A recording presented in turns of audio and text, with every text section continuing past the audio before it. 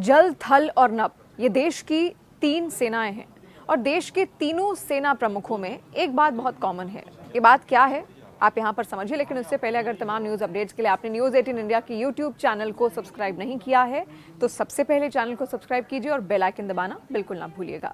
थल सेना प्रमुख जनरल उपेंद्र द्विवेदी और air marshal Amarpreet Singh national defence academy में बैचमेट रहे हैं और वहां से 1983 में पास हुए, जबकि जनरल उपेंद्र द्विवेदी और नौसेना प्रमुख दिनेश त्रिपाठी मध्य प्रदेश के रीवा स्थित सैनिक स्कूल में एक साथ पढ़े हैं।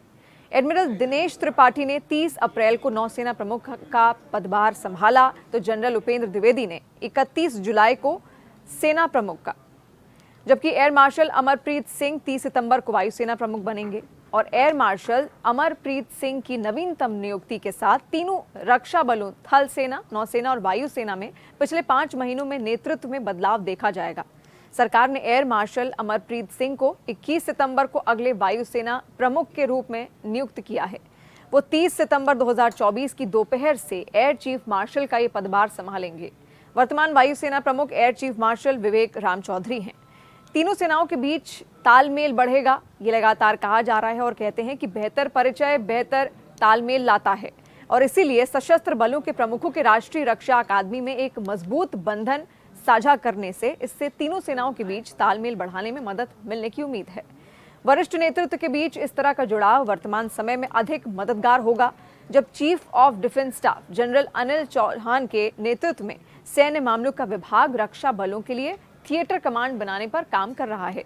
तीनों सेनाएं ऑपरेशन के लिए आवश्यक सामान्य जरूरतों पर काम कर रही हैं और यहाँ पर सिंह को 5000 घंटे उड़ान का अनुभव भी है, ये भी उनकी खासियत है। एयर मार्शल अमरप्रीत सिंह अभी वायुसेना के उप प्रमुख के पद पर कार्यरत हैं। उनके पास 5000 घंटे से अधिक की उड़ान का अनुभव है। 27 अक्टूबर 1964 को जन्मे अमरप्रीत को दिसंबर 1984 में वायुसेना में लड़ाकू विमान पायलट के तौर पर शामिल किया गया था। उन्होंने लगभग 40 वर्षों की अपनी लंबी सेवा के दौरान विभिन्न कमान और स्टाफ में काम किया है। वो विदेश में भी तैनात रहे हैं।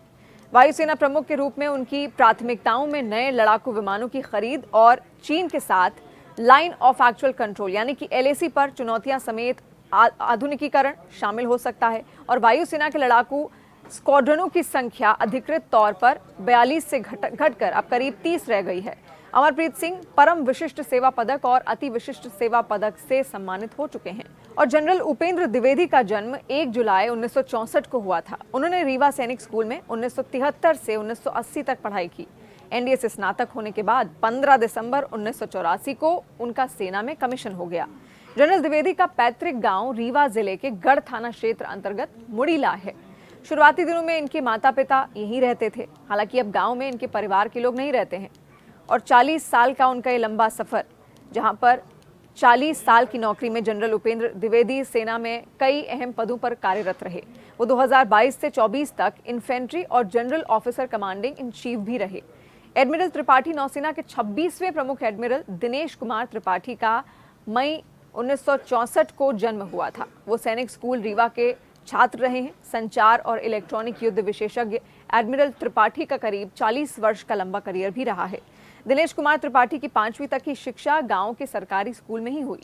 साल 1973 में उन्हें रीवा के सैनिक स्कूल में दाखिला मिला और साल 1981 में यहां से निकले तो राष्ट्रीय रक्षा अकादमी खड़गवासला पुणे महाराष्ट्र वो पहुंच गए। वो 1 जुलाई 1985 को भारतीय नौसेना में शामिल हुए थे।